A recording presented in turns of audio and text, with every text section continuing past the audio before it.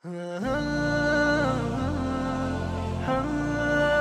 الله الرحمن الرحيم الحمد لله رب العالمين والصلاة والسلام على أشرف المرسلين السلام عليكم ورحمة الله وبركاته jama'a barkamu da saduwa a wannan lokaci. Watan Ramadan wata ne wanda yake kowane musulmi yana murna da zuwansa, kuma rayuwarsa tana canzawa da zuwan watan Ramadan. Hatta waɗanda suke ba musulmi ba ma suna ganewa cewar watan Ramadan ya shigo, domin za su ga wani canji wanda yake ba su saba ganinsa ba a kowane irin wata daga cikin watanni 11.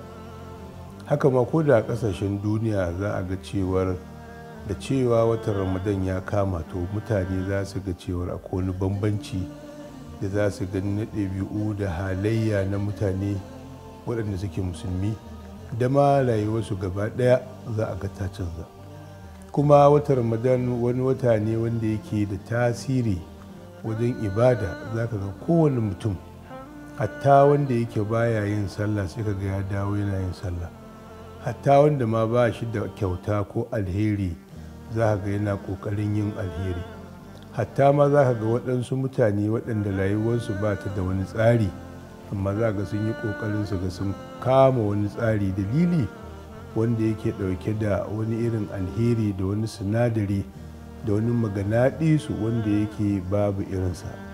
Amma babban abin da yake jawo irin wannan shine ganin ana yin abubuwa ne tare. Ina fata mutane za su ci ribar abin da yake gudana a Ramadan. Assalamu alaikum wa rahmatullahi wa barakatuh.